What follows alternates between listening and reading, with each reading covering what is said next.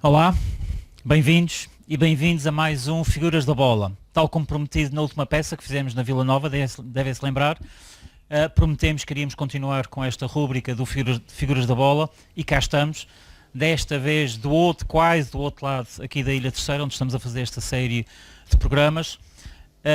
E hoje estamos aqui na freguesia de São Mateus e viemos falar com Carlos Alberto Silva Sousa. Carlos Alberto, para aqueles que o conhecem, também muitos dos que o conhecem, e se calhar aqueles que eventualmente o possam conhecer um pouco menos, devem saber de certeza que o Carlos Alberto foi considerado no seu tempo talvez um dos melhores jogadores do seu tempo, se não mesmo o melhor jogador do seu tempo. De maneira que estamos aqui na casa, que agradecemos desde já também a disponibilidade para aqui estarmos e vamos então ter a conversa do Figuras da Bola com o Carlos Alberto. O Carlos Alberto nasceu no Corpo Santo, aqui em Angra do Heroísmo, e depois fez o percurso sobre o qual vamos conversar aqui durante um bocadinho. Carlos Alberto, boa tarde, muito obrigado e renovo o agradecimento pela disponibilidade de nos receberes aqui neste cantinho cheio de futebol e cheio provavelmente de significado de toda essa carreira. O Carlos Alberto nasceu no Corpo Santo, em determinada altura começou a dar uns chutes, não sei se foi numa bola ou numa lata de feijão, mas o facto é que bastante cedo começou a revelar algum interesse por futebol. Como é que isso foi? Como é que surgiu? Como é que apareceu? Isto chateou com a escola? Não chateou? Como é que era nesse tempo o ir para o futebol? É claro que na época o brinquedo principal de qualquer moço era, especialmente da classe mais pobre, era a bola. Bola de pano, tem aqui ainda uma que está aqui como recordação. Era a bola de pano e algumas de borracha. Raramente jogávamos com bola de couro, à exceção daquelas bolas que saíam nas latas dos cromos e que era lá de vez em quando aparecia uma bola dessas, porque de resto jogávamos com tudo que fosse formato de bola, que fosse redondo, jogávamos. E então havia o vício de jogar a bola e, tal como eu disse de início, era o brinquedo número 1 de qualquer moço daquele tempo.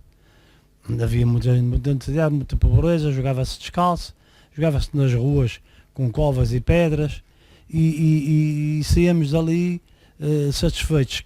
Muitas das vezes o árbitro destes encontros era à noite, que dava jogo determinado. Mesmo assim às vezes, se havia ali uma lojeca que desse para ver um bocadinho da bola, o jogo continuava. Portanto, tal como eu digo, era aquele brinquedo que mais nos satisfazia e o único que havia no tempo. Isto estamos a falar de certeza, eu não perguntei do início quando é que o Carlos nasceu, estamos a falar, isso começou muito cedinho, foi novinho, ainda foram muitos os anos em que se jogou a bola na rua? Muitos anos. E é curioso que eu lembro-me até aos 13, 14, 15 anos eu ainda jogava descalço, à exceção do jogo do domingo, que a partir dos 14 anos, porque poucas pessoas desconhecem, antigamente só se podia jogar a nível federativo com 14 anos, juvenis, e depois o juvenil aguentava até aos 17 e entrávamos já diretamente nas primeiras categorias. E então jogávamos descalços. Isso é muita topada.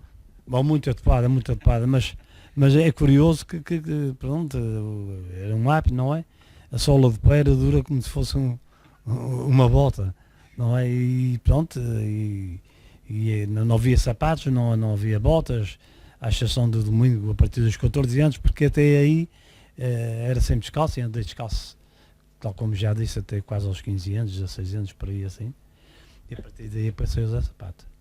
Muito bem. A ideia que é, normalmente, esta de jogar na rua, de jogar à bola, descalço também, mas a ideia de jogar dos amigos jogarem na rua é que alguém tinha que ter uma bola, portanto alguém levava a bola para o grupo e os problemas resolviam-se ali sem árbitro, toda a gente, havia ali um problema qualquer, havia uma falta, havia um penalti, mas aquilo era resolvido pacificamente. Era assim também. Não era bem assim pacificamente.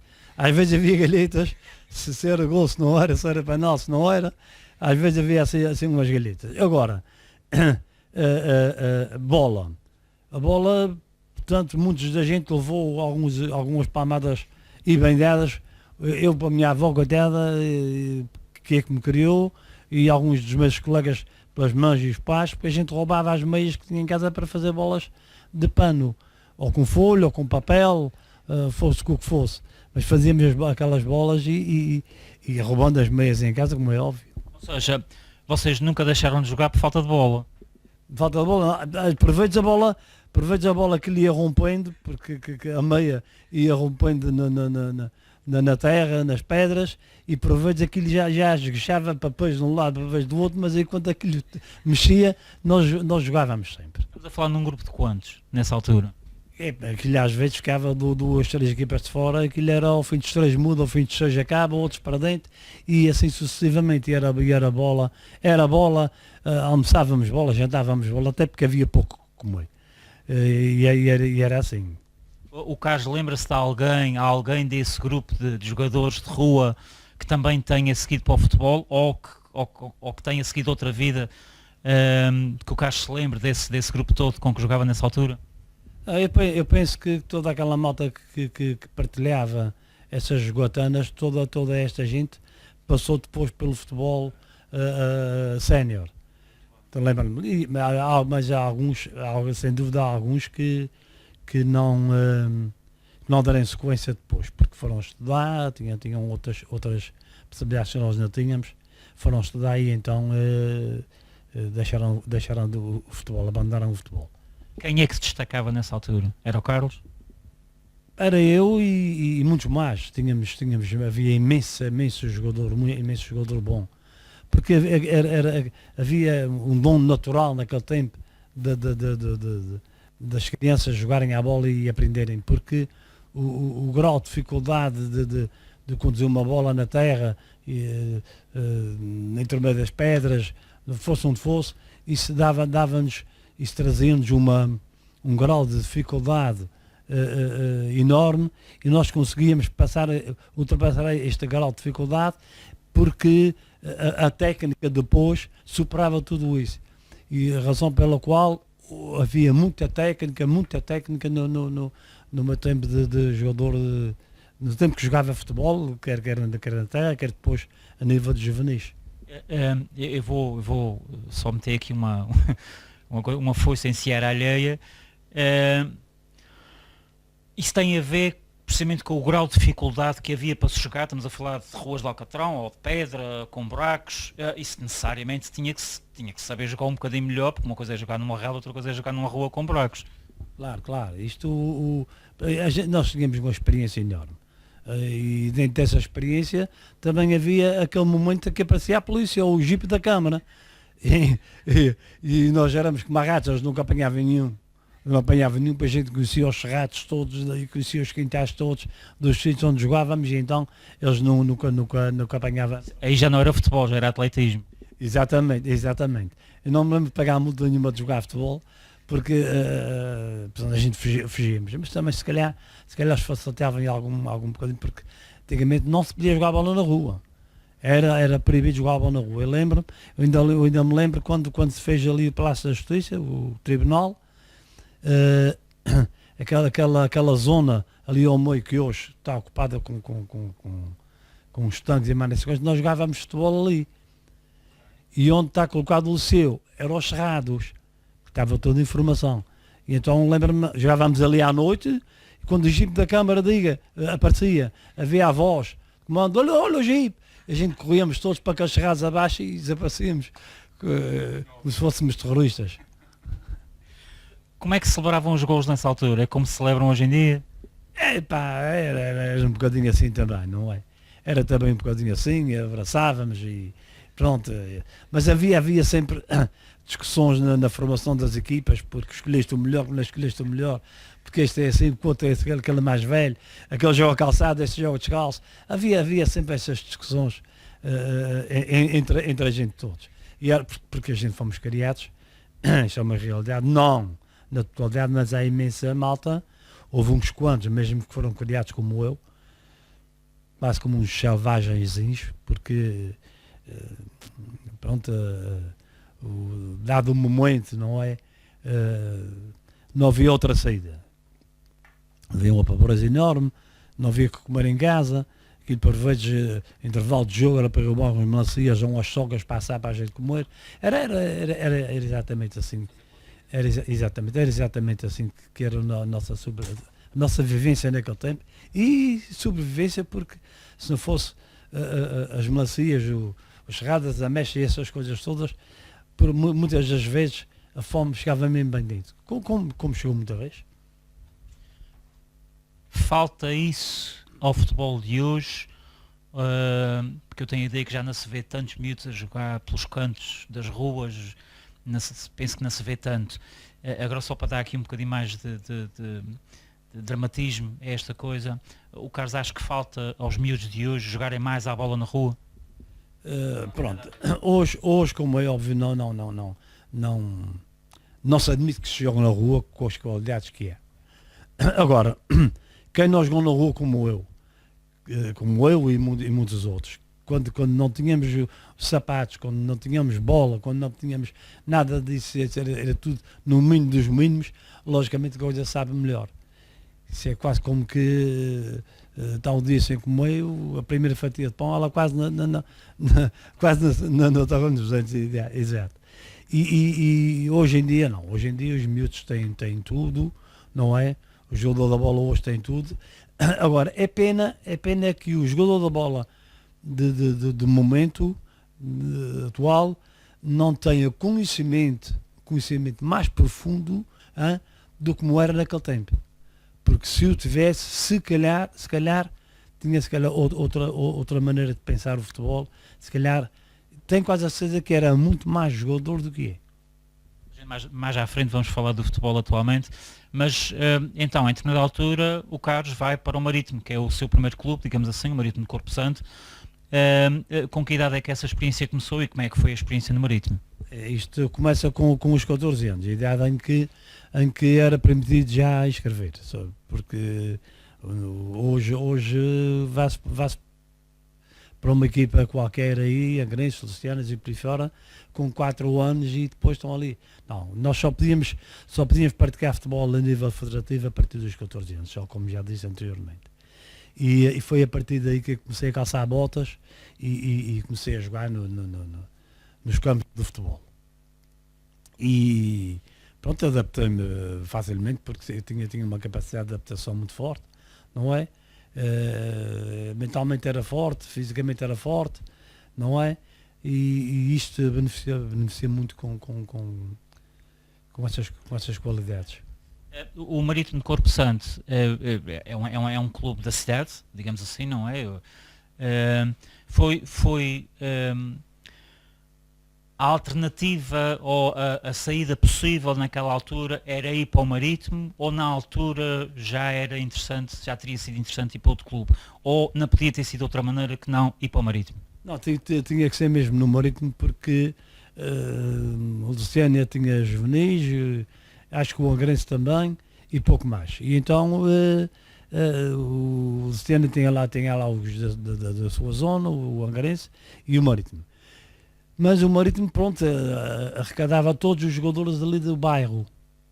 Razão pela qual a gente começava muito cedo, porque antigamente, como disse atrás, nós começávamos com 14 anos, mas não passávamos pelos júniores, porque não havia júniores.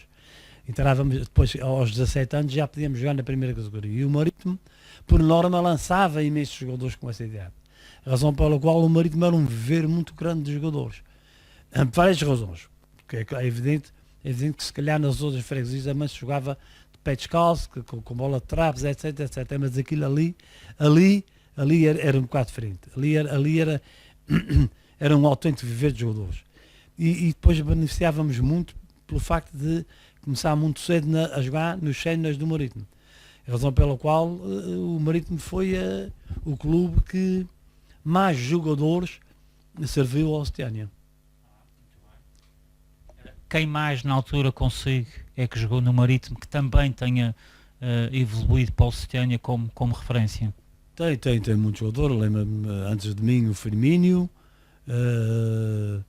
lembro-me de um Olímpico também que saiu do Marítimo, lembro-me de um Rogério também que depois foi ao Marítimo, do Henriquinho que também foi ao Marítimo, o Airosa antes de mim, quanto a mim o melhor ponta de lança que passou nos Açores, muito conhecido, a nível, especialmente aqui na ilha, Faial e São Miguel. E mais uns quantos que agora não me vem à memória. Bem, nós quando quando pensamos nesta conversa com o Carlos, tivemos também a lembrança de falar com alguns colegas com que o Carlos se cruzou ao longo de toda esta carreira, e vamos introduzir aqui a primeira peça de alguém que foi colega, com quem o Carlos jogou, também foi treinador, que é o Sr. José Couto, que também fez o favor, e com muito gosto também da nossa parte, de deixar aqui umas palavras ao Carlos, sabendo desta nossa conversa. Vamos então introduzir aqui a primeira peça externa, digamos assim, nesta conversa com Carlos Alberto, antigo jogador de futebol, muito conhecido, e para o qual o Sr. José Couto tem aqui umas palavras. O Carlos Alberto era jogador do Marítimo. Entretanto, fizemos muita amizade e posso dizer que até certo ponto estive na origem dele ingressar no Lusitânia. Enquanto ele não veio, não descansei, éramos de facto muito amigos, foi uma maneira de jogarmos juntos, atendendo à amizade que já tínhamos. O Carlos era de facto um jogador acima da média, um jogador dotado de uma técnica excelente, extraordinária. Para além disso, era um jogador empenhadíssimo, parava pouco, era um dos homens que recuperava mais bolas, porque lutava muito, e aliado a esta técnica, era um jogador importante e fundamental. Para além disso, era um jogador extremamente inteligente, quando em posse da bola criava os espaços de que os outros beneficiavam. Era um indivíduo sempre pronto a pregar a sua partida. Houve um dia que partimos para o continente, como era habitual, de 15 em 15 dias, e o Carlos aparece com um saco muito pesado. E foi falar com o Teixeira: ó Teixeira, vais fazer um favor, vai levar este saco, porque a minha bagagem está esgotada e eu não tenho hipótese de levar e precisava muito levar este saco. O Teixeira disse: pelo amor de Deus, eu levo. Só que o saco era bastante pesado. O Teixeira levou o saco toda a viagem, depois lá nunca deixou o saco da mão, até chegámos ao centro de estágio. Quando chegamos ao centro de estágio, o Carlos Alberto abriu o saco à frente de Teixeira, era um saco cheio de pedras de calçada. Foi toda uma galhofa tremenda. O Carlos esteve bastante doente. Infelizmente passei por uma situação semelhante, e estas coisas só se ultrapassam com muita coragem, com muita determinação e com muita vontade de viver. Nada disso falta ao Carlos. É preciso perseverança, continuar a luta. Nada está acabado. Isto é uma doença que requer tratamento constante. Nunca esquecer que, de facto, estamos sempre em tratamento, nunca estamos curados. Penso que isto tudo ele sabe. O que é importante é que não falte a força de vontade para continuar a lutar. Bom, obrigado, Sr. José Couto. Carlos Couto, uma referência também, jogador, treinador, amigo, presumo também. Estas relações são importantes, a gente já vai falar das histórias com o Sr. Couto e de algumas que ele referiu aqui. Estas relações são importantes, as que se criaram e as que se mantiveram. Claro, o Couto foi uma pessoa que me marcou muito, mesmo muito. O Couto foi talvez o irmão que eu não tive. O Couto, a partir do momento que eu vou para a Osténia, eu não sei se passava algum dia que a gente não andasse os dois juntos. O Couto é uma pessoa que me ajudou muito, até na minha formação, como é óbvio. Porque eu vinha mesmo do nada, não é? E o Couto que estava-me sempre a chamar a atenção, cuidado com isso, cuidado com aquilo, não digas isso, não faças aquilo.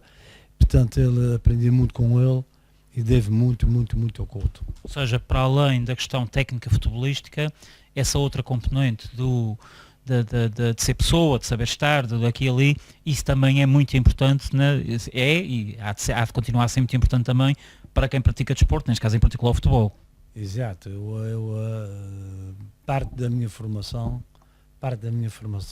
devo a ele, porque pronto, ele era uma pessoa com a instrução que nós sabemos, era uma pessoa que tinha frequentado, penso que no tempo,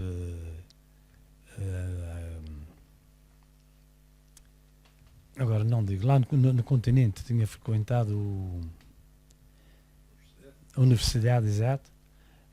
Pronto, era uma pessoa que tinha personalidade e tal como disse, devo muito a ele e aprendi muito com ele e a minha formação passou muito por ele, isso não há dúvida alguma.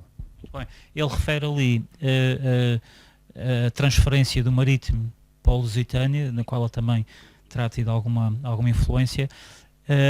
Falámos há bocadinho no Marítimo e entretanto acontece esta ida para o Lusitânia, que eu não sei se foi realmente a grande experiência, porque o Carlos jogou noutros clubes também, que eu também referiremos isso, mas este processo de transferir do Marítimo para o Lusitânia também pela mão do Sr. Couto, isto na altura foi o quê? Foi, olha, é só mais um clube com quem vou jogar, ou não? Ou foi algo que teve uma importância particular em todo esse processo? Não, todos os jogadores que passaram pelo Marítimo sempre ambicionavam ir para um clube melhor. E muito mais para o Lusitânia, que era a melhor equipa dos Açores. É evidente que eu não cheguei à regra, não é? Lembro-me perfeitamente bem, quando fui avisado pela direção do Marítimo que o Lusitânia queria que eu fosse para lá jogar, disse logo que sim, não é óbvio, não é? E então no tempo havia o diretor da parte esportiva, chamava Valdemar Bretão, um homem que ia à frente 50 anos de todas as pessoas do futebol dessa terra e não só. Este senhor Valdemar Bretão é que foi o intermediário dessa transferência com a direção do Marítimo. Pronto, mas eu era uma pessoa um bocadinho fechada, não é? Com poucos conhecimentos, não. E o que eu soube foi que tinha sido, soube ali no momento também, que tinham sido 15 contos a minha transferência. 15 mil escudos. 15 mil escudos, exatamente. E 4 jogadores, não é? E pronto, e aquilo ficou-me na cabeça aquele dinheiro, mas deixei de pensar mais naquilo e quando venho ao Lusitânia, venho para o Lusitânia e dirigi-me ao Valdemar Bretão e só ao Valdemar. E o meu contrato. É claro, ele respondeu-me logo prontamente, o teu contrato, o dinheiro que nós tínhamos, demos ao Marítimo, de maneira que, pronto, o dinheiro que tínhamos demos ao Marítimo e não temos verba para mais nada. A gente vai desfazer o contrato. Ele com a sua velhacaria toda, com a experiência que ele tinha. É claro que eu disse logo de imediato, não precisa desfazer contrato nenhum, que se fica assim mesmo, que eu quero é jogar. E fiquei no Lusitânia a jogar, acho que 3 anos, que no tempo havia o Amador e não o Amador. O Amador 1 ano, não o Amador 3 anos, e eu joguei ali 3 anos, prémios de jogos, joguei por prazer, por amor à camisola, e pronto, nunca mais fiquei pensando naquele dinheiro. E jogou-se bem, ou seja, mesmo não havendo cachê, isso não influenciava em nada a vontade de jogar e a vontade de ganhar. Absolutamente nada. Eu hoje em dia posso dizer, seja onde for, afirmo e naturalmente que se calhar poderá haver alguns documentos que provem isso. Eu posso dizer às pessoas, pode haver mais um ou dois. Lembro-me do meu amigo Martins, que também era um homem assim com um feitio como o meu. Posso dizer que fui talvez, juntamente com mais um ou dois, o jogador mais barato que o Luciana teve.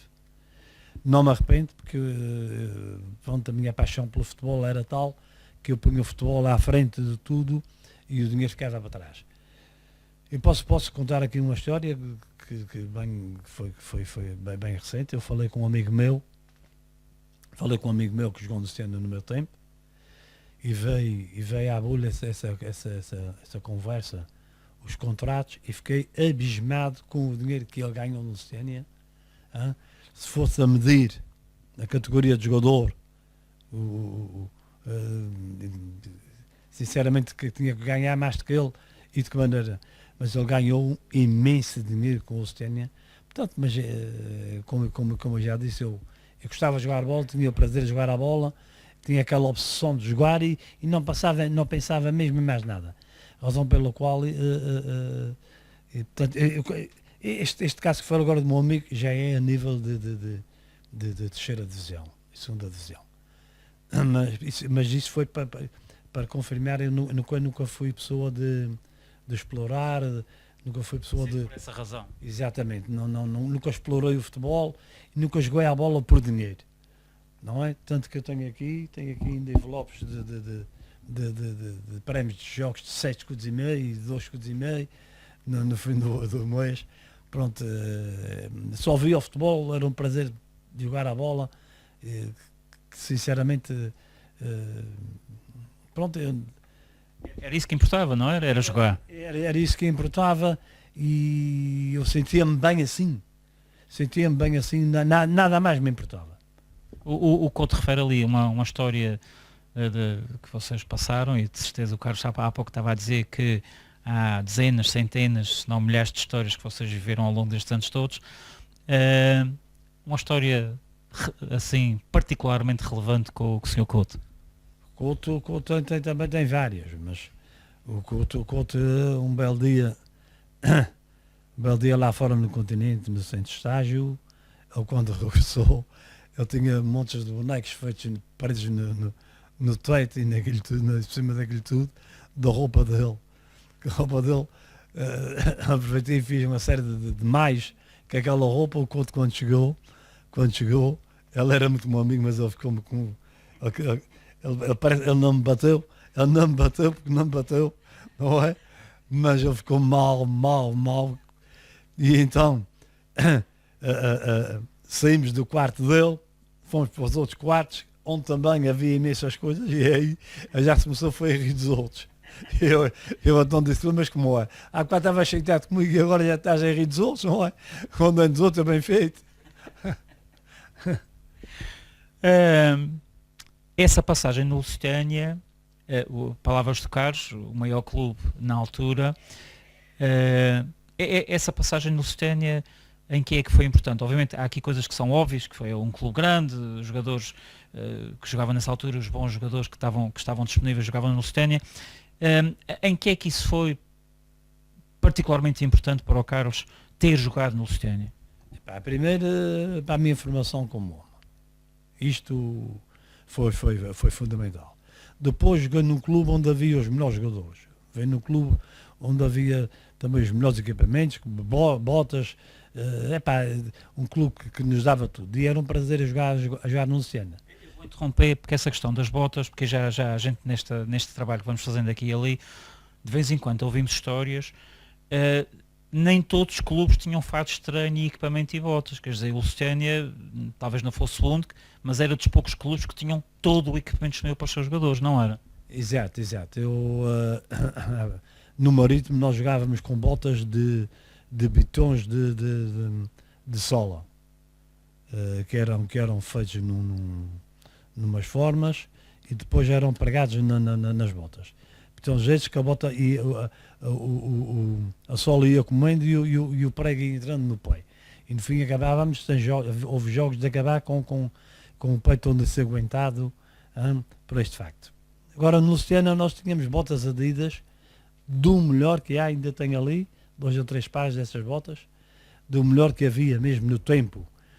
E fatos de treino, lembro-me perfeitamente bem também dos primeiros fatos de treino, era com aquela calça e o casaco que se comprava na base cinzento, não é? E depois saiu uma lema de cena. Estes foram os primeiros fatos de treino, porque treinávamos de manhã, às 7 da manhã, e havia muito frio, e então aquilo ajudava imenso.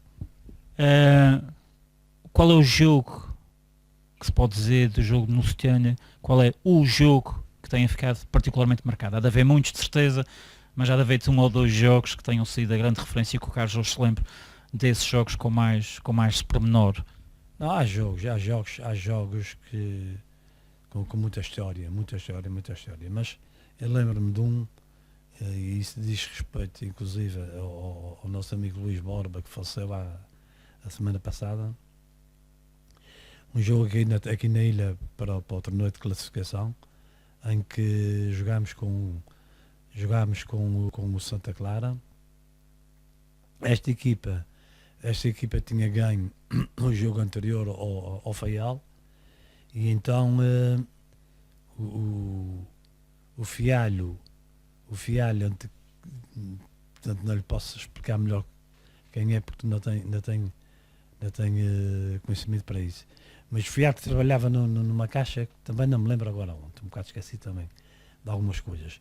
Mas o Fialho era jornalista no tempo, foi entrevistar ao hotel, à pensão, estes jogadores do Operário, e havia lá um jogador que era o melhor jogador deles, o Viola, um belíssimo jogador, que disse que ia passar a bola entre meio das pernas do Borba no domingo a seguir. Pois o que aconteceu é que ele não tocou na bola, o Borba passou-lhe a bola por cima mais do que uma vez mesmo dentro da área, ele quase não tocou na bola e a gente ganhou por 6-0 a eles, porque a nossa amizade era tanta, que ele era uma família que aquilo foi uma ofensa muito grande para toda a gente, ele dizer que ia passar a bola entre as pernas do nosso ídolo. E a gente não permitiu isso, nem em campo, nem não permitiu isso de maneira alguma. E respondemos com 6-0 e com uma exibição que eu não sei se eles tocavam na bola. O Carlos também faz parte da equipa que na época de 68, 69 teve aquela que foi a chamada época diamante do Lusitânia, não é? Quem mais é que estava consigo nessa equipa, que se lembre? Muita gente. Eu tenho aqui uma fotografia, dos troféus que ganhámos naquele tempo, não sei se foi 12, se foi 13, essa fotografia tirada até no ringue de Angra antigo. E essa fotografia serviu como postal quando fomos à América até. Mas a pergunta era... Quem mais é, já agora a gente até pode puxar o assunto, porque é que é chamada a época diamante do Lusitânia, essa época, e quem mais é que estava com o Carlos nessa equipa? Exatamente. A época do diamante, porque na época anterior tinha sido a época de ouro, uma época muito boa do Lusitânia também. E então esta chamamos-lhe a época do diamante, porque também foi mesmo muito boa. Agora, os jogadores, portanto, eu lembro-me de Couto, de Zecas, de Babés, de Carlos Antónios, aquela malta exatamente daquele tempo. Bom, vamos aproveitar também este bocadinho agora para introduzir aqui mais uma mensagem de um colega seu, o Paulo Marcelino, que também fez a atenção de deixar aqui uma mensagem, um abraço ao Carlos. Vamos então ver aqui a mensagem que o Paulo Marcelino, antigo jogador de futebol também deixa aqui ao Carlos Alberto. Bem, o Carlos Alberto, a melhor recordação que eu posso ter dele é que foi um dos melhores jogadores com quem eu joguei. Foi um privilégio enorme ter um colega como o Carlos Alberto, um jogador como ele e um homem como ele. O Carlos Alberto, para além de tudo o que já falei aqui, era um colega fabuloso e era um artista fino no que diz respeito a partidas, e eu era o sócio dele. Temos enormes histórias juntas, uma delas que há pouco tempo até falei que foi o Teixeira, numa viagem que fomos fazer a Ponta Delgado. O Teixeira levava um casaco amarelo e à saída do Hotel Canadá, em São Miguel, o canadiano, o Carlos Alberto Maza demos um toque e agarramos o casaco dele, demos um puxão e ele ficou só com os colorinhos do casaco em manada porque desapareceu tudo. Imagine isso em plena rua, aquilo foi uma coisa que foi espetacular, toda a gente chorou de rir na altura, mas depois demos também um casaco ao Teixeira para que não houvesse qualquer problema. Carlos, para além de tudo, da amizade que tivemos e que temos, sei que infelizmente passaste por uma situação menos boa, felizmente já estás bem, seremos sempre amigos, muita força, amigo, muitas felicidades e sempre para a frente, Malagueta.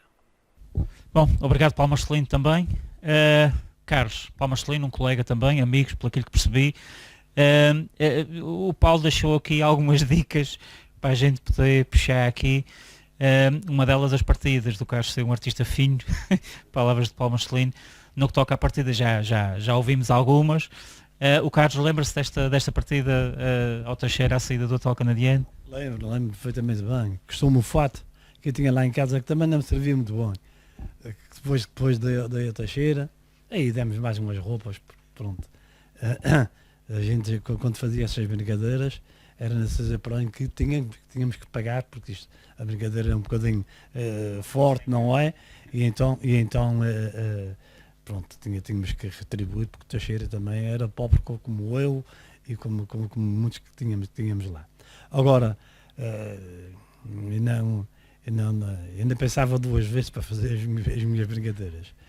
E então o Paulo moço teve sorte, encostou-se a mim para as brincadeiras ser só para os outros e não ser para ele, não é?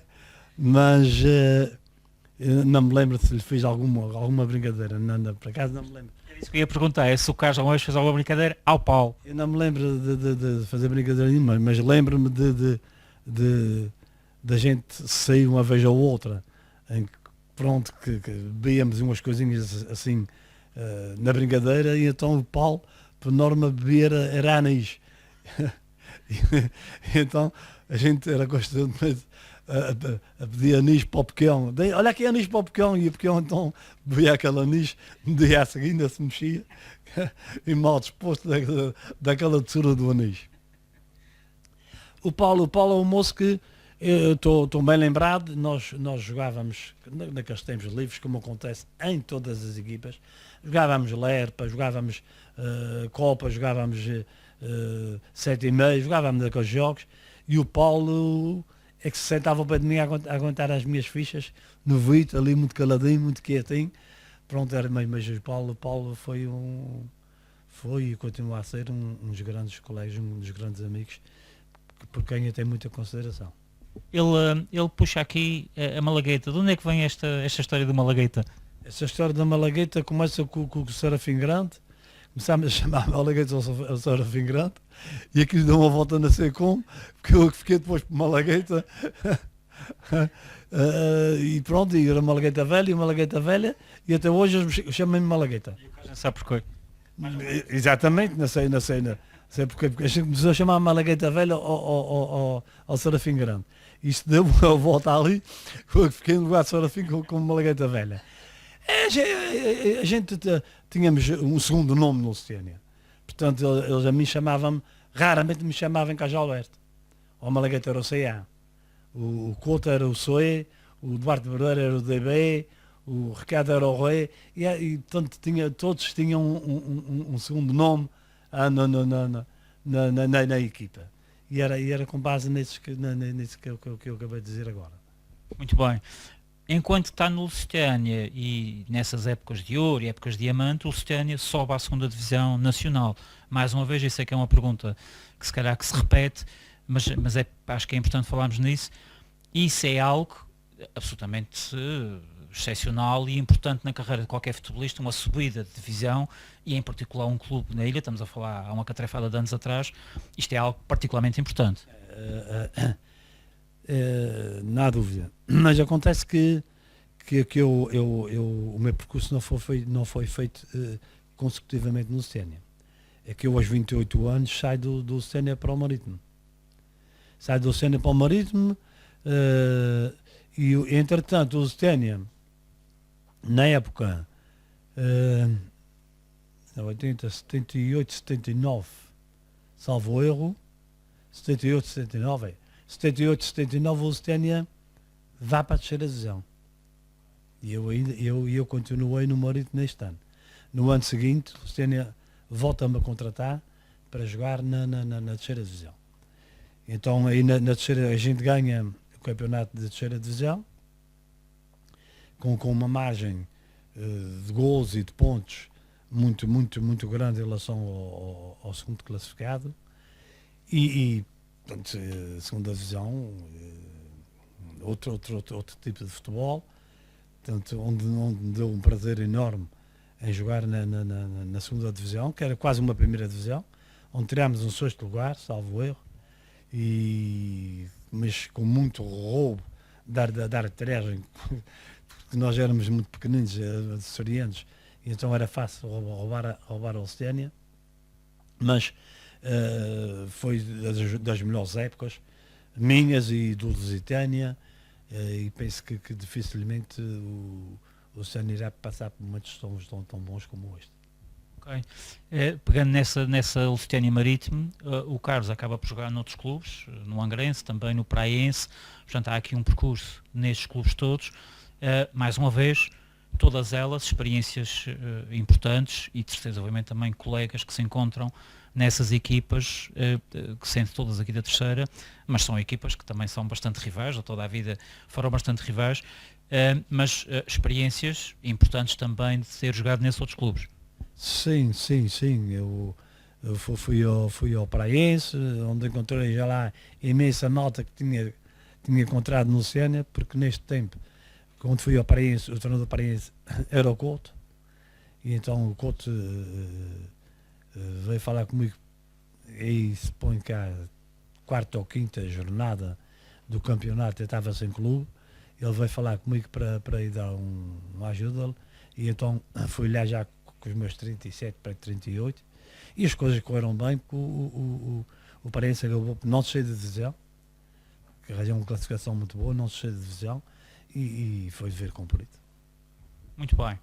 Mais um colega do Carlos que também quis deixar aqui uma mensagem, João Amar, também fez questão de deixar aqui uma mensagem ao Carlos. Estas mensagens que nós fomos encontrando ao longo das preparações desta peça, só para também perceberem, nós achamos que são importantes, porque as pessoas quando passam por experiências destas, obviamente que conhecem e lidam com muita gente, e é sempre importante sabermos que para além das nossas experiências, há pessoas que também connosco partilharam essas mesmas experiências, daí também a ideia de ter estes amigos aqui a deixarem os seus testemunhos, de maneira que João Amar, também um obrigado, e vamos ver então o que é que João Amar quis deixar aqui ao Carlos Alberto. Carlos Alberto, nosso tratado de Malagueta Feira, para mim foi dos melhores jogadores que eu vi na minha vida. Um homem com uma paixão enorme pelo futebol. Há quem tenha paixão por futebol, mas como o Carlos Alberto eu nunca vi. E depois tinha um relacionamento de facto com a bola, uma coisa fora de comum. Isso, o Carlos Alberto como jogador foi de facto do melhor que passou, quer no Lusitânia, quer a nível Açores. Tem uma história muito engraçada do Carlos Alberto, engraçada, tem pouco de engraçado. Na altura tinha muito pouco de engraçado, mas é de facto muito engraçado.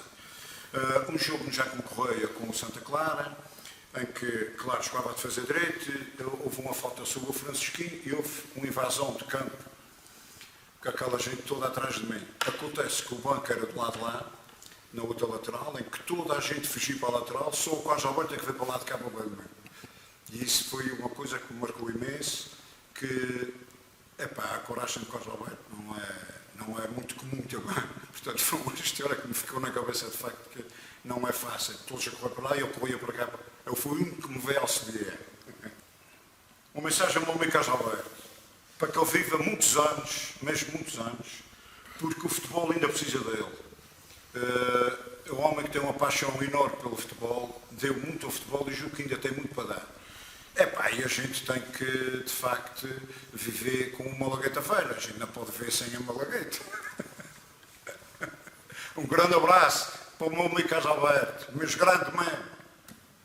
Bem, João Amar, obrigado também, um abraço. Carlos, João Amar, com uma história de Gadelha, não é? Um colega também, com quem vocês jogaram, presumo que ainda também amigos, Invasão de campo, como é invasão de campo? Isso, como é que isso foi? Como é que isso funcionou? Ou não funcionou? Epá, como era costume, onde estava um colega meu no barulho, estava eu lá da mão.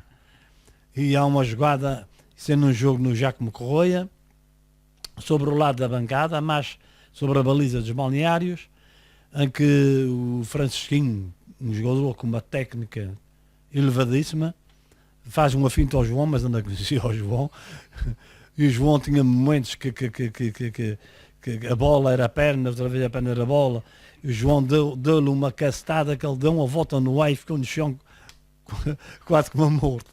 É claro que os gajos da bancada saltaram logo dentro do campo, porque a bancada fica mesmo ao nível do campo. Saltaram ao campo a bater no João e eu, pronto, e como era hábito, eu meti-me logo no meio e já queria brigar com os gajos também, não é? Entretanto, aquilo ficou resolvido naquele momento. Quando acabou o jogo, o João, esperto como a rato, falcou-se para o balneário muito rapidamente e eu fiquei com aquela gente toda às costas, e ainda veio um pontapé nas costas de um gajo, e fomos desviando um e outro, depois também tive a sorte que as pessoas da freguesia do Baldaia, do Balaia, aliás, também foram a esse jogo, e o Costa Pedro, da vista no Costa Pedro, é que se uniram a mim, fizeram um círculo ali e não deixaram que as pessoas viessem para cima de mim, mas por causa desse amigo, dessa acha de João Amar, eu ia para uma tarefa toda também. Mas isto estava aqui, a gente ficava aqui horas e horas, mas era mesmo para bater que aqueles gajos vinham por aí abaixo?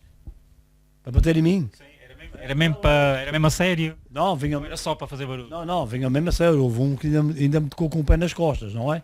Eu só não levei porque era vivo também, não é? E fui fugindo de lado para lado e depois tive só de aparecer o Costa Pereira de Santa Clara que me veio ajudar, portanto era jogador de Santa Clara, que me veio ajudar e também a claque do Balaia, depois da freguesia do Balaia que o vieram ver jogar, também estava naquele lado ali e também socorreram-me, porque senão se calhar tinha-me saído mal.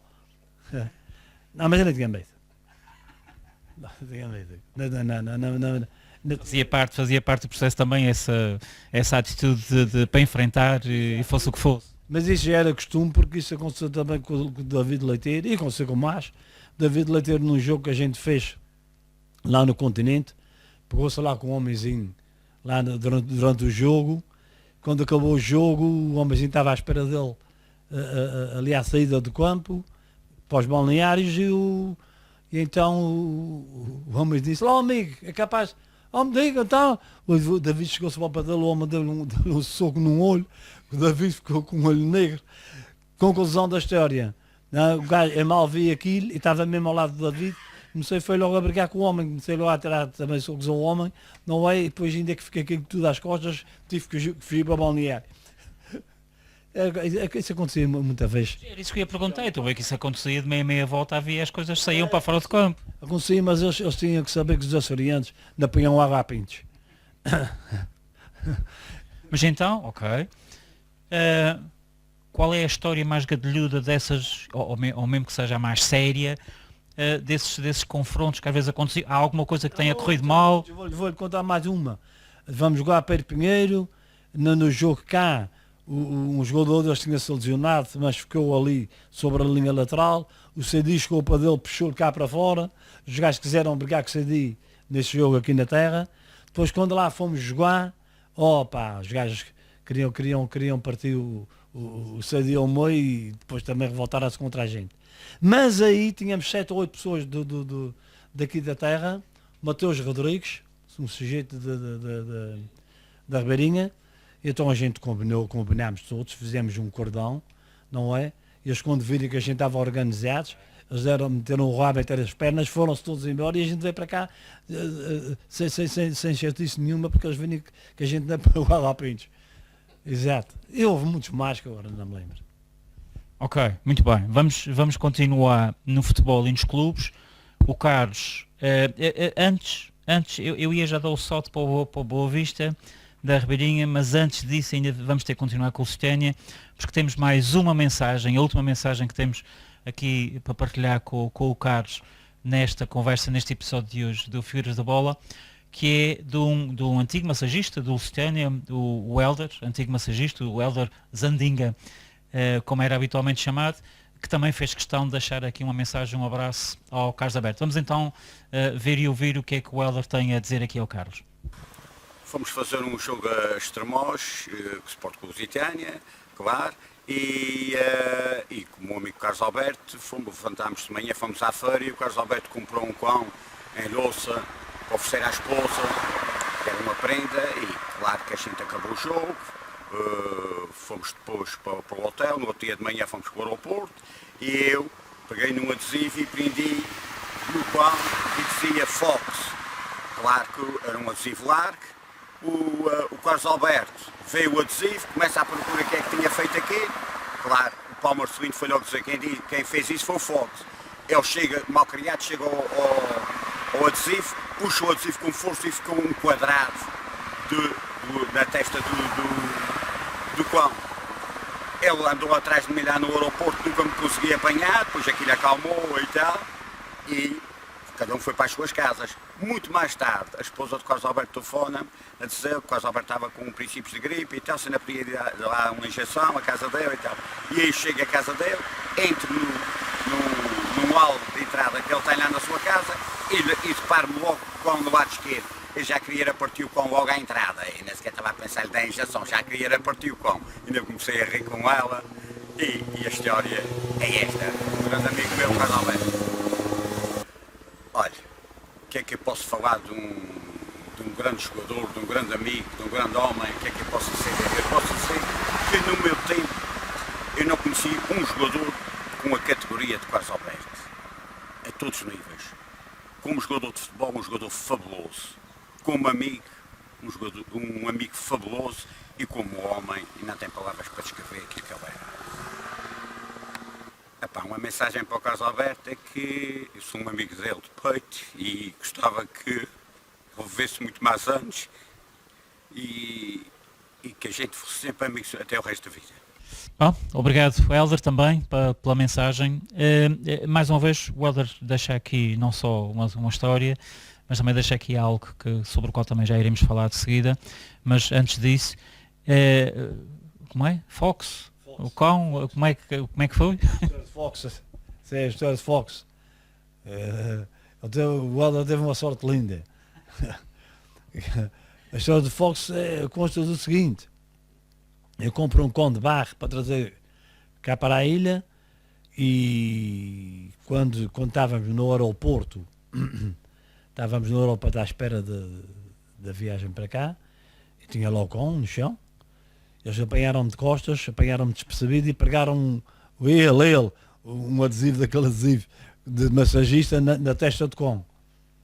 É evidente que quando cheguei ali, mas quem é que pregou isso aqui? E ninguém me dizia.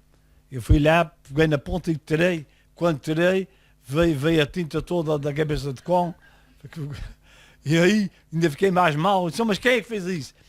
E houve alguém que me disse, foi o Zandinga. Foi. Peguei no cão, ele correu para aquelas malas fora, correu. Eu atrás dele com o cão para lhe dar com o cão de louça. Mas não o apanhei. Não o apanhei depois. Depois isso passou, não é? Depois também admiti a brincadeira, porque também dava-me para fazer as minhas, não é? Também tinha que aceitar as dos outros. Acontece que lá trouxe o cão para cá, o cão era alaranjado e malhado de preto. Quando cheguei cá com tinta preta, deu ali uma pincelazinha na cabeça do cão e o cão ficou novo. Eu com a minha mulher depois esse cão aqui à entrada da minha porta, no corredor. Eu sei que depois, algum tempo depois, precisei do Helder para vir dar uma injeção na minha mulher e fui lá pedir que ele viesse e ele veio. E ele então, mal entrou à porta, disse, olha esse filho está aqui, olha o Fox aqui, que sorte que eu tive na vaca com uma cabeça a mais. Então, isto tem mais uns pormenores aí, mas ele é que sabe contar essa história com princípio, meio e fim, porque ele ia-se frente com o Fox, teve ficado a vaca Fox. Estamos a falar de alguém que é massagista, portanto não é jogador, as relações que vocês criam e criavam ia muito para além de quem jogava dentro do campo, portanto, porque as equipas de futebol têm jogadores, mas têm uma equipa à volta, portanto essas relações também incluíam toda essa gente que acompanhava vocês e que também era fundamental para a equipa funcionar bem. Naturalmente. Eu passando, ou começando agora no massagista e passando pelos jogadores até aos diretores, como eu já disse, nós éramos uma família autêntica. Eu lembro-me, a gente tinha os nossos momentos menos bons, como é óbvio, não é? Eu lembro de nós termos discussões e elas terminarem passado 1 minuto, ou talvez nem isso, né? Aquilo estava ultrapassado. Ninguém guardava rancor de ninguém, fosse pelo que fosse. A gente criou uma amizade tal que não era uma equipa de futebol, era uma equipa de irmãos. E toda a gente se apoiava, toda a gente gostava uns dos outros, toda a gente fazia o que tinha que fazer um pelo outro. Sinceramente, eu sinto muitas saudades daquele tempo, não é? E muitas vezes paro para pensar e recordo coisas daquele tempo que me dá algum moral e dá-me até mais vontade de viver. Muito bem, é mesmo a deixa certa para falarmos disso que o Carlos ainda está a passar, mas já vários destes colegas já referiram e mandaram as suas mensagens de melhoras e continuação de força, que foi a doença que o afetou, que ainda o afeta, mas que com toda essa vontade de ver também tem vindo a ser ultrapassada. Obviamente que as vidas têm momentos bons e momentos menos bons, obviamente que a doença será sempre um momento menos bom, mas daquilo tudo também, e que vamos sabendo ao longo do tempo sobre o Carlos, a doença veio e há de ir, certo? Aliás, veio e já foi. Felizmente e graças a Deus estou livre do câncer que tive. Tenho feito as minhas consultas periódicas tal como as mandem, não é? E sinto-me bastante bem sinto bastante bem neste momento. É evidente que isso, quando aconteceu, mexeu um bocadinho comigo, na medida em que eu fazia uma vida muito saudável, não é? E já tinha pensado, porque já tinha os meus 70 anos, agora estou com 71, e já tinha pensado que a partir dos 70, naturalmente, que ia começar a aparecer algumas mazelas. Mas nunca pensei que fosse câncer. Enfim, pronto, olha, aconteceu, logo a seguir, ali ao terceiro dia, parei para pensar, comecei a divulgar a toda a gente a doença que eu tinha, preparei-me, falando com muita gente que também tinha esta doença, fui absorvendo das pessoas tudo aquilo que me interessava em relação a essa doença, não é? Depois, quando me apercebi que já tinha um conhecimento muito bom do que era esta doença, fixei-me num ponto que para mim foi essencial. Foi na questão do efeito que ia fazer os tratamentos. E então, quando isso aconteceu, portanto, embora com alguma dificuldade, como é óbvio, mas passei muito melhor, porque mentalizei-me exatamente para aquele momento mais difícil. E isto ajudou muito. Por outro lado, pronto, eu nunca tive medo de câncer, porque foi-me dado algumas garantias. Portanto, o câncer estava localizado, não tinha raízes, embora fosse maligno, não é? Mas eu contei com a minha força, contei com a saúde que eu tinha, porque tinha feito uma vida muito boa até então. E por vezes cheguei a dizer a alguns amigos meus que esse câncer não sabia com quem é que se tinha metido. Pronto, e penso que eu não sabia mesmo, porque eu consegui vencê-lo, não é? E estou aqui como canário para continuar a viver bem até aos meus 80 e tal. Podemos dizer, Carlos, que a questão física do corpo, a preparação do corpo é muito importante, mas a predisposição mental é talvez ainda mais importante para se lutar contra uma coisa destas? Naturalmente que, pronto, eu também mentalmente sou forte, mas tal como eu dizia há bocadinho, havia algumas garantias no conselho que eu tinha, não é? Porque eu conheci durante o meu período de tratamentos no hospital alguns cânceres que não dava mesmo moral nenhuma a ninguém, que era mesmo muito difícil de ultrapassar, não é? O meu, tal como eu disse, estava localizado, não é? Não tinha raízes. Pronto, para além do mais, apanhei um médico que me deu uma confiança enorme, que me dá uma confiança enorme, que aqui é o doutor Duarte Soares, e então ajudou-me muito, deu-me uma moral grande para enfrentar isso, exatamente como eu enfrentei, pronto, e felizmente e graças a Deus estou aqui como nada fosse. Esperamos que por muitos mais anos, muito para além dos 80 que acabou de referir, Carlos. Vamos voltar ao futebol, porque ainda não acabamos de falar de futebol. Falámos da parte enquanto jogador. O Carlos em algum momento vai para treinador e é o primeiro treinador do Boa Vista da Ribeirinha. Mais uma vez, repetindo-me, mais uma experiência, uma boa experiência, presumo. Exato. Uma Boa Vista da Ribeirinha, coisas que não me... Portanto, aconteceu uma situação que não me tinha acontecido no tempo anterior, no tempo do antigamente. Ou por outra, fez-me lembrar, em certos determinados momentos, o antigamente. Nós, no Boa Vista da Ribeirinha, equipa de futebol, primeiro ano, nós juntávamos à hora do treino, 6h30, e sem ter sítio para treinar, e dali a que partíamos à procura de um lugar para treinar. E levávamos o ano inteiro, quase inteiro, a fazer isso. E ainda assim, fomos a equipa que melhor futebol praticou naquele período inicial, no primeiro torneio, e fomos discutir com o Angrense o resultado em Angra, que perdemos 2-1.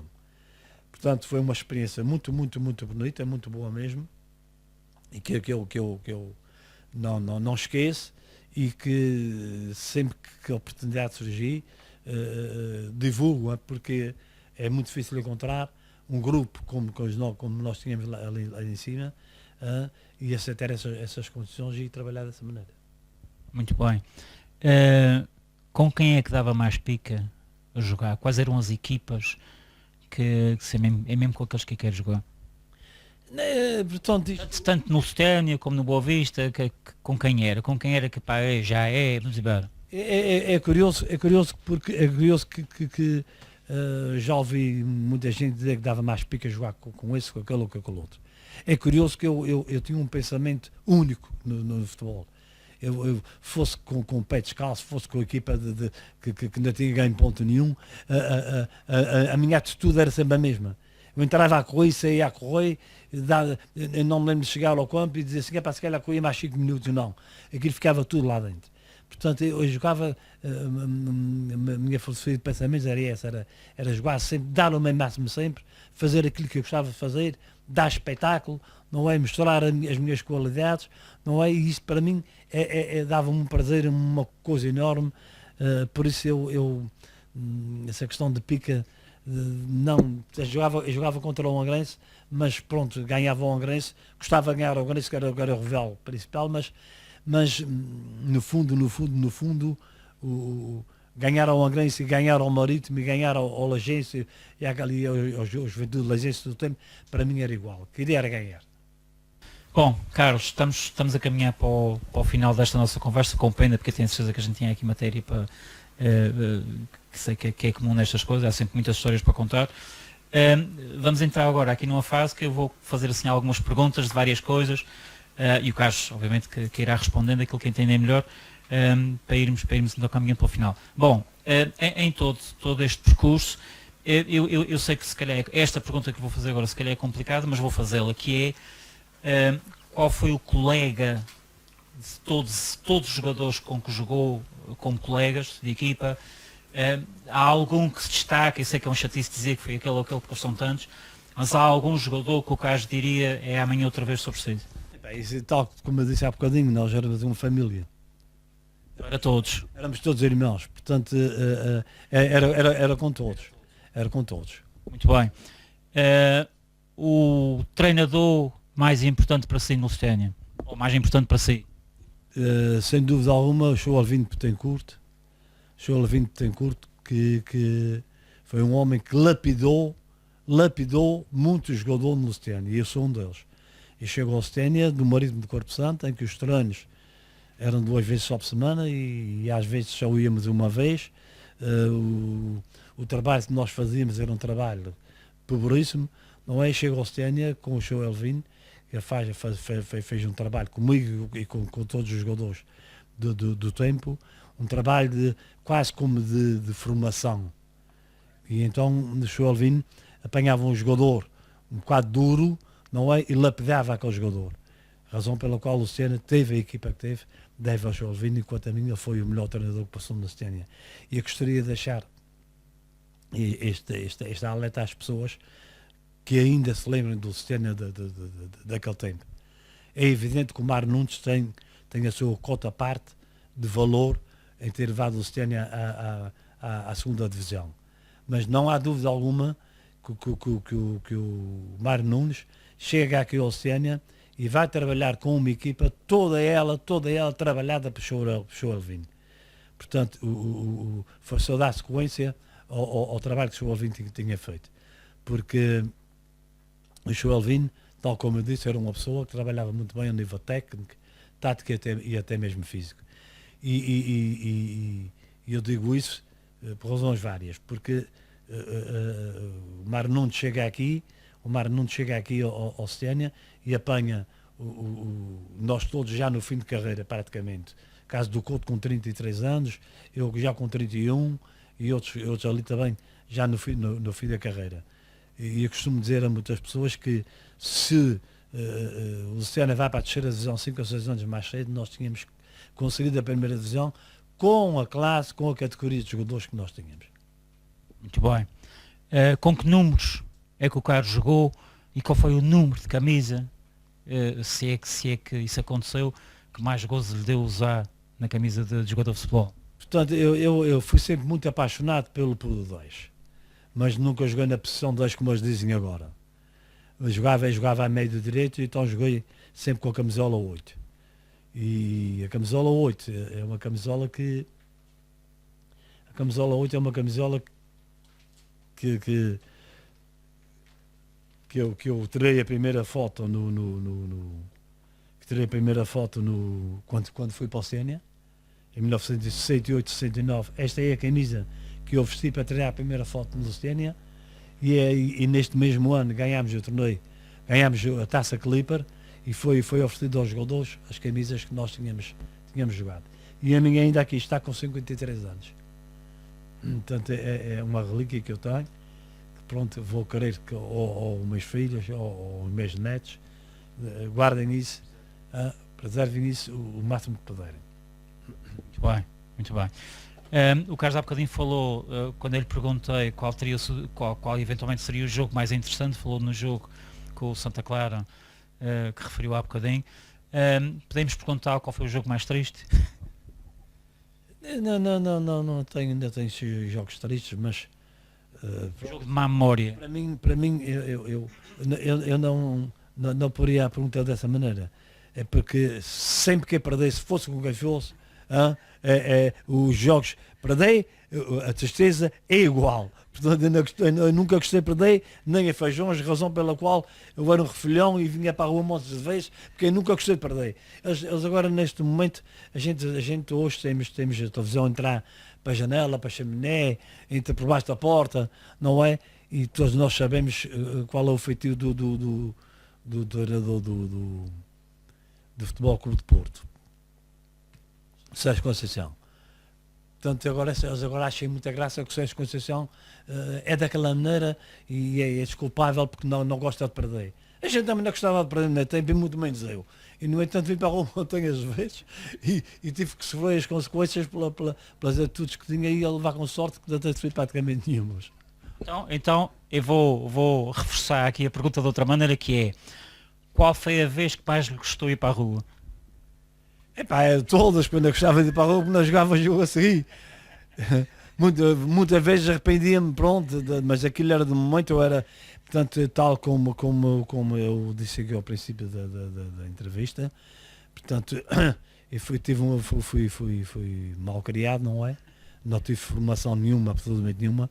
A formação que eu hoje tenho foi toda conseguida com o tempo, com os anos, não é? E muito em especial também, como disse no princípio da entrevista, muito bem por culpa do José Couto. Mas pronto, perder para mim é uma doença. Muito bem. O que é que falta, se falta, o que é que falta ao futebol de hoje que havia há 40 anos atrás? Se é que falta alguma coisa. Falta paixão pela modalidade. Os rapazes hoje jogam a bola porque jogam. É preciso ter-se paixão por aquilo que se faz. E hoje em dia também eles poderão dizer, mas não há objetivo a atingir para chegar lá. Porque eu tenho visto imenso jogador aqui na terra, não é? E vejo imenso jogador com qualidade para ir muito mais longe. Agora, é preciso que eu tenha paixão pela modalidade, é preciso que eu seja sério e honesto, é preciso que eu trabalhe bem e é preciso que eu queira se sacrificar para poder dar o salto. Não basta saber jogar a bola.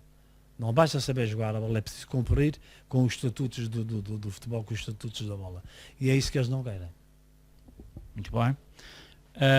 Melhor equipa de Portugal atualmente? A melhor equipa de Portugal atualmente, eu, tanto falando a nível geral, penso que é o Benfica. Ok. O melhor jogador a jogar em Portugal atualmente? O melhor jogador a jogar em Portugal, isso é difícil. É difícil. Temos aí dois homens que os posso considerar os melhores, que ainda o ano passado jogaram em Portugal, o caso do Bruno Fernandes e o Pizzi, que apesar de serem médios, fazem gols como muitos pontas de lança não o fazem e dão muitos gols e fazem também muita assistência para gol. Dois jogadores fabulosos. Muito bem. Melhor jogador do mundo? O melhor jogador do mundo é o Ronaldo, mas eu também não gosto de pôr as coisas por esse prisma, na medida em que se for comparar com o Messi tem coisas que o Ronaldo não tem, assim como o Ronaldo tem coisas que o Messi não tem. O que eu sei é que eles são dois super jogadores que durante se calhar mais 20, 30 ou 40 anos não vai aparecer mais nenhum.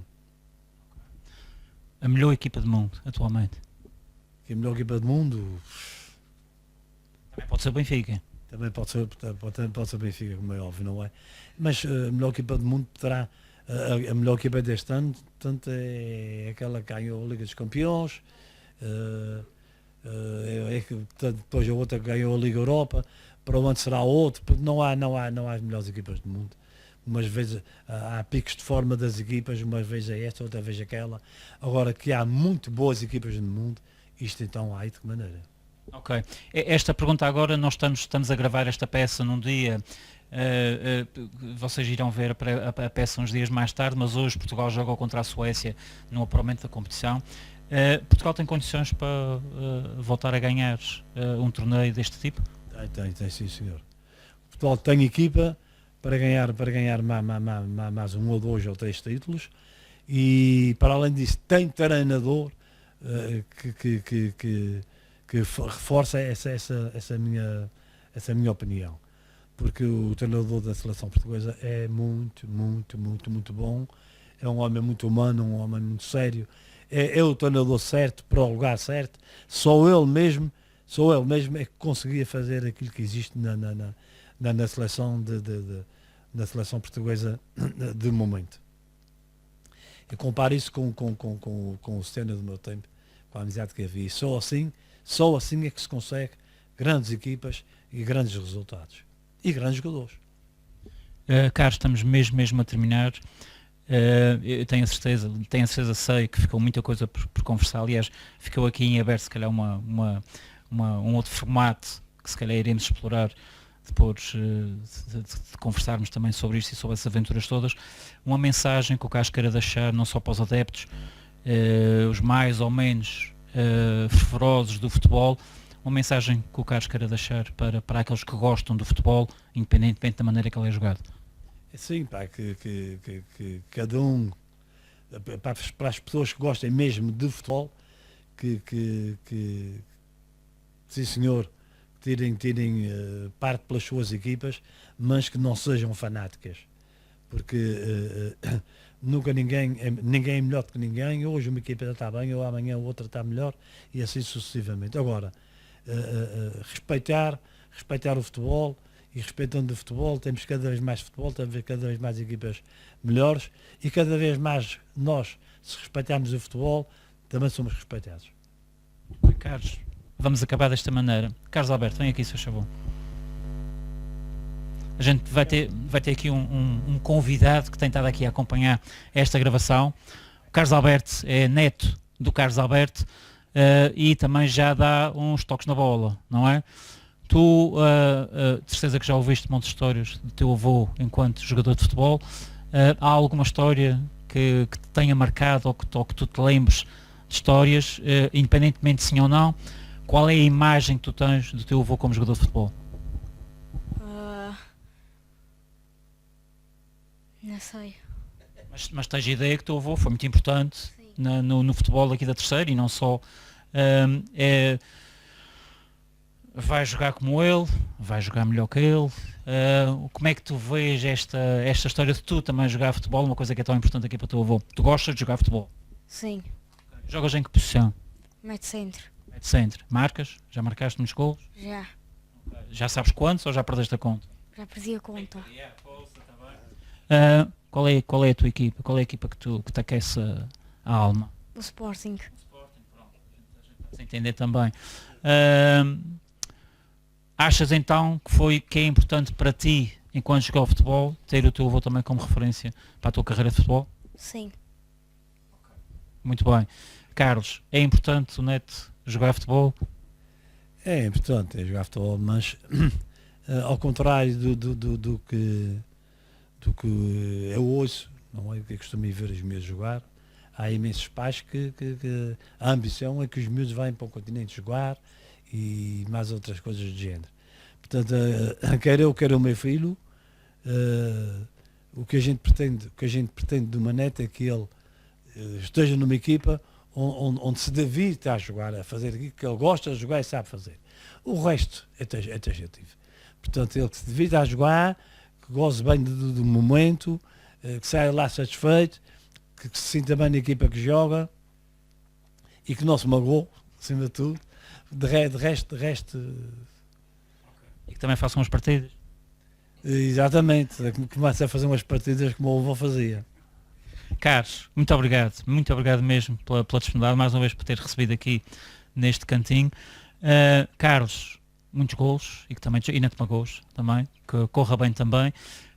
Meus amigos, está feito este episódio do Figuras da Bola, o segundo episódio desta série que estamos a produzir aqui na Terceira. Mais uma vez foi um enorme gosto poder conversar e poder puxar estas memórias de pessoas que foram tão importantes aqui no futebol da Terceira, mas não só também, como vimos, as referências vão muito para além aqui da ilha, de maneira que ficamos hoje por aqui. Carlos Alberto Silva Sousa, antigo jogador, treinador também de futebol, uma figura incontornável no futebol do seu tempo. Muito obrigado por terem acompanhado, vemo-nos no próximo Figuras de Bola, até lá e fiquem bem.